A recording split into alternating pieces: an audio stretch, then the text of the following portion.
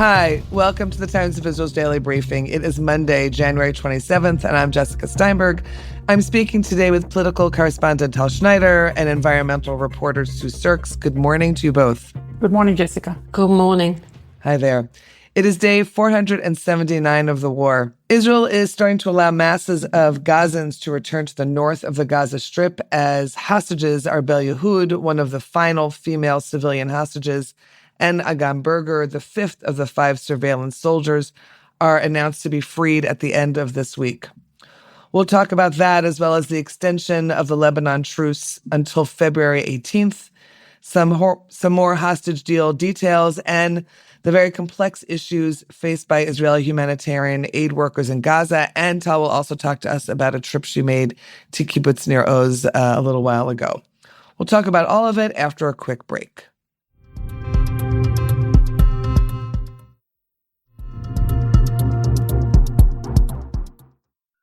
Okay, Tal, let's start looking at this morning's headlines. What's happening in Gaza right now, and of course, the very fierce political reactions to what is happening in Gaza right now. Right, so there was a lot of news overnight while we slept. As you may know, the agreement between Israel and the Hamas was breached when the Hamas did not release Arbel Yehoud, a 29-year-old from Kibbutz Nir Oz, who was supposed to be back with the civilians, the first group. Apparently, she is held by a different organization, not the Hamas, and they did not release her. Israel said this is a breach of the agreement and therefore refused to allow Gazan, people to move from the southern part of Gaza to the northern part of Gaza through the Netzarim corridor. Basically, Israel need to pull out from a third of the corridor, then allowing people to just move back north. This morning, Israel opened this, little opening, and citizens from Gaza started to move. And this came along because overnight, the parties, with the help of the Qatari and the Americans, they reached this semi-agreement, like a halfway agreement, under which it's open this morning, as I said. And Arbel Yehoud, Agam Berger, an additional civilian, will be released this Thursday instead of Saturday. And then on Saturday, we will have 3 more captives, people who were abducted, released. This is going to be male. We don't know the names yet. We think that maybe this Thursday, Keith Siegel, a 64-year-old man, will be released. He is first on the list because of his age. First from the men because of his age. I think he's also injured, right? We don't know details about an injury, but, as we've seen, some of them are coming out and, without fingers. Or we heard last night that Daniela Gilboa, she has a wound in her leg and she's carrying a bullet in her leg. We couldn't see this on the photos, obviously. So we don't know what's his situation, but we did see a video of him a couple of months ago in a very difficult mental situation. He was crying. It was very hard to watch. So he is a 64 years old, an American citizen, and we hope that he might be on Thursday or either on Saturday. So we're going to have all over 6 people during the next coming days in exchange for the opening of the corridor. Then we will go back into another week of wait for another group of people to come out. Tal, let's move into the Lebanon ceasefire, which now has this extension till February 18th, which is something that, of course, has been discussed now for a couple of weeks. What are we to take from this decision to extend the ceasefire? What does it actually mean? Right. So the ceasefire in Lebanon took effect at the end of November, while the other side, the Lebanese army, was supposed to get into places and hold the border area. Israel complained that they're not doing it. So on the western part of Lebanon, the area where it's close to the beach, to the Mediterranean Sea, it's been working. The Lebanese army is there and Israel pulled out. But on the eastern part, much closer to the Syrian area, Syrian Golan Heights, Lebanon, Israel area, This area is worrisome because the Israelis, kibbutzim and places are very, very close to the border. And the villagers, you can look them in the eye, actually, like it's a couple of 100 meters. In that area, we haven't seen the effect of the Lebanese army. And Israel has been saying that. And for that reason, Israel said, the other side is in a breach. Therefore, United States agreed also in an agreement that reached last night to extend the ceasefire until February 18th. And while they're doing it, yesterday was a very difficult day on the region because Israel was sort of telling citizens, do not go back to your homes in, places like El Khiam, Kila, Aita, Shabak, never mind the names. It's like villages very close to the borders. The citizens, the Lebanese citizens, which we don't know, maybe some of them are militants, but, they were trying to get back. And Israel was holding them back, and about 21 Lebanese citizens were killed by the fire and 124 wounded. So very, very fragile situation up there. And, it's part of the agreement. United States agreed that this will be extended. And also in this extension, Israel will release people that were captured on the border. And we'll bring them back into Lebanon. Right. Let's go back a second to any political reactions to these two situations, to Gazans being allowed to go back to parts of Gaza, and of course the Lebanese ceasefire. I mean, there's definitely been politicians this morning on the radio talking about how they feel about all of this. Anything that you're paying attention to in particular on that front? Many people in Israel describe the agreement in Gaza as a very bad agreement. They don't like it. And specifically the politicians, they thrive on that. But many say that Israel did not have a choice. But yet there is a lot of criticism. We know that Ben-Gvir pulled out of the government because of this agreement. And Bezalel Smotrich says that he will pull out, when we finish the first phase, because Israel will not go back into the war. And I have to tell you, Jessica, that with the return of the citizens, the Gazan citizens, back up to the northern part of Gaza, they will not be able to resume a war in there because it will be filled with just, plain people. So it's very unlikely that the politicians' wish for resume of the war will take place. Okay. There's a piece up on the site right now, Tal, about your recent visit to Kibbutz Nir Oz. Of course, this is one of the kibbutzim in the Gaza envelope that was hardest hit, one of 4 killed or taken hostage. It's the home of the B-buses. It's the home of so many of the kunios, of so many families that have just dealt with incredibly terrible situations and deaths and bereavements over the last 15 and a half months. Tell us about your visit there, and specifically the political angle to this story, which you describe so heartbreakingly in the story. Right. I highly recommend for you to go online and, even look at the photos. We'll have a link to it, of course. Mm-hmm. Because this place was almost completely burned. Only 6 houses are standing still. We mean 6 houses that were not either people kidnapped from within or completely burned. The story about Nir Oz is very sad because IDF never got to them. Never. There was not even single bullet sent out in this kibbutz. The people were just kidnapped over and over again up until like 4 p.m. and the military never got to them.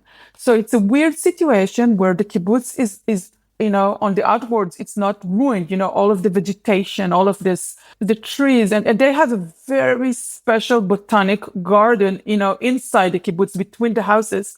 The botanic garden, it's an historical botanic garden. If you may, people go to study botanics there. The historic botanic garden is standing still. It's there. It's unharmed. The people from the kibbutz go on to water everything, and the people are gone. And as you said, between like 1/3 of the people were either murdered or kidnapped. And we still, until this day, right now, we have 29 people from this kibbutz held in Gaza, either murdered or alive. And the thing about Nir Oz is this is the sad part of the story. As you mentioned, they were very lefty. They were peace activists, some of them helping Gazan people. And, Nir Oz, people confuse the name Nir Oz with Nachal Oz. It ends in the same OZ letters. And people, even inside Israel, they're confusing them. So it's not just that they were abandoned on that day and, burned alive. It's also that even in the coverage from the media or from other people, when they talk about Nir Oz, sometimes they put photos in the media of Nachal Oz. And that drives them crazy. They were asking the Prime Minister Netanyahu to come along for a visit in this, the kibbutz to see what went on there. And up until today, 15 months later, he did not pay a visit to this place. He did not pay them a visit while they were held in Eilat for a couple of months, not in other places where they are, where they live right now. And he did not visit the kibbutz. And many of the Israeli ministers did not take the time to go out and talk to this community, which is now struggling to put themselves back together to rebuild the place. My story goes also about how do you rebuild a community where the people are missing, and you can ask them for their opinion. And also, this is just a side issue, but still it's interesting. You want to rebuild the whole place. You need to take down all of the houses, but you want to keep the botanic garden, which is in between the houses. You want to keep it because it's like an historical place. So very, very complicated situation down at Nir Oz. And, also just one note, I just want to tell you, Jessica, people in the kibbutz, they live like a simple life. But when I was visiting there and talking to one of the founders who stays there, he told me, we had the money from our factories and from our fields to build better homes. We could have built nicer, bigger housing for ourselves, but we chose not to do it because we believe in this type of modesty and, down-to-earth situation. But right now, because our houses were so humble and small and tiny, the compensation is very low because other kibbutz in the area build up, and we chose not to do it, and therefore we're not getting what we think we should get. And as I said, the government is not even visiting there. They're not talking to them. It's very, very unpleasant situation to be just abandoned like that. All these months later, as it keeps going. So thanks for all of that, Tal. We're going to take a quick break. When we're back, Sue's going to talk to us about the complex situation of Israeli humanitarian aid in Gaza and what that's like for Israeli aid workers who have long been in this world and now face this incredibly emotional, difficult dilemma. So stay with us.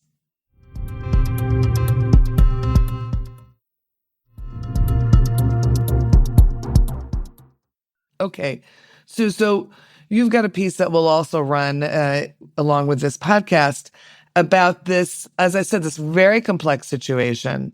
Israeli aid workers who are veterans in this field, but they had their own connections to October 7th and to the massacres that took place on that day.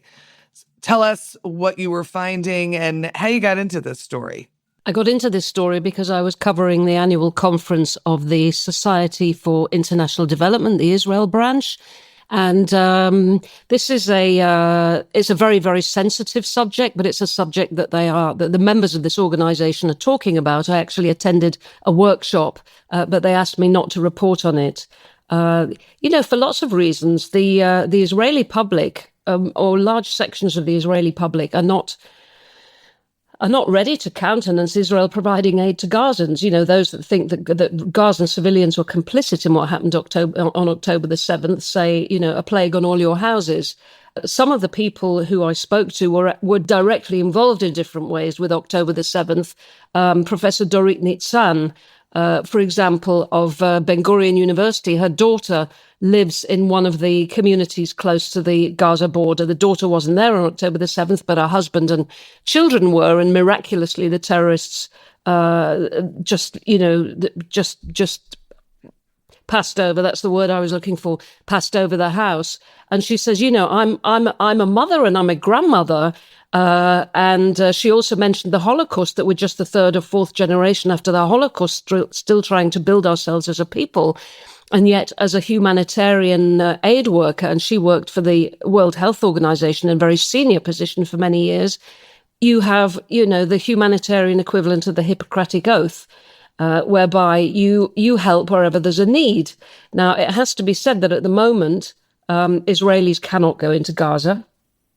So they can't go into Gaza to administrate aid anyway. But a lot of them are working with the Defense Ministry's coordinator of activities in the territories, where they say they have an open door, by the way, and very much under the radar, to try to help them, to try to give them the expertise they need to manage this enormous humanitarian dilemma. There's frustration that so many Israelis are blind to the suffering of non-combatants in Gaza. There's also, very uncomfortable feelings in some quarters with the way that the international aid community is looking at this issue very much with a pro-Gaza and anti-Israel perspective. So that while, on the one hand, people told me that their one-to-one relationships with colleagues that they've known for a long time were still fine. On the other hand, the organizations to which these colleagues belong, or in some cases, it might be the parent organization of the local branch, are talking about genocide and deliberate famine and all the issues that we've gotten used to. There was a lot of talk about, tremendous ignorance overseas, at best, really, and at worst, an organized campaign to delegitimize Israel's right to exist. And, some of the workers want to actually come out, or one or two, I heard saying we need to come out and we need to protest what the Israeli government is doing, because otherwise we're going to lose our legitimacy in the international settings.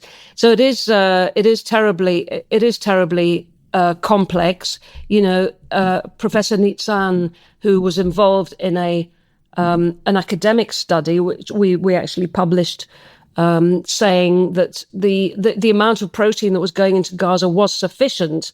It's just that we don't know what happens to it after it goes in. She's had trouble getting academic research published. Somebody else I spoke to, Professor Bruri Ardini from Tel Aviv, said that the Norwegian research organization, the state Norwegian research organization, pulled their representative of a call for funds because Professor Adini, an Israeli, was heading that call. There was somebody else I spoke to who actually resigned from her organization because she felt that the organization just didn't even mention, the reason why the war, or this round of the war, started. There was no mention of the Hamas attack. But, another organization, Engineers Without Borders, where I spoke to the Israeli representative who said that the organization tried to come up with a statement on Gaza, but, with such a diverse range of members, they couldn't reach agreement, and therefore they didn't publish any stand, and that she hopes that will help her go into Gaza when the time is right. And that particular organization is working in Israel at the moment to make homes accessible for soldiers and other injured people who are coming out of hospitals and rehabilitation. One is never. Every day you come across people doing incredible work. I was actually also in Nahal Oz this week, but that's a different story. So these people are really torn, But as I say, at the moment, all they can really do is work with the military authorities until such time as they can go in and really help with their own hands. Yeah. Maybe I just may jump in and say that the people of Nir Oz were peace activists that were trying to help the Gazan people through the years, including driving them from the Gaza border into Israeli hospitals. And Oded Lifshitz, for example, who we think he's murdered by now, was one of those major peace activists. And he was kidnapped on October 7th, 1984. He was wounded while he was kidnapped. He was also a very unhealthy person to begin with. His son is on media saying there is no chances that he survived anything of this massacre.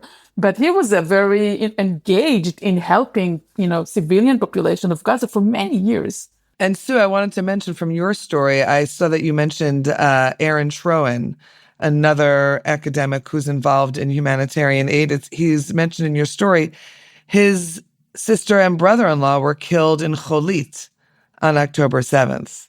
So there's this intertwining of people who this is the area in which they work and are clearly so dedicated to, but have their own bereavement and trauma to deal with. It's sort of it's this unlikely imbalance that I imagine no one's really thinking about at this time. That is correct. Aaron actually adopted his nephew, who has two older sisters who are already over 18, and is facing very, very, very complex issues of his own. Yeah, very much so. That family has they're also dealing with it a lot. He has another uncle who's working on a documentary about it all. So we'll be writing about that in our pages as well. Yes, and I will be writing about orphans as well, hopefully, which is another very, very sensitive and difficult subject. Huge and sensitive subject, yeah. Well, thank you both for updating us on what you've been up to for the last days, and really just days. It's been good to have you here on the Daily Briefing. Thank you, Jessica. It's a pleasure. And thanks to all of you for listening to the Times of Israel's Daily Briefing. We'll be back again tomorrow with another installment. This episode is produced by the Podwaves. Any comments you have, you can always drop us an email, podcast@timesofisrael.com. And of course, you can always recommend us to other listeners wherever you find your podcasts. Until next time, take care. Shavua Tov. Have yourselves a good week.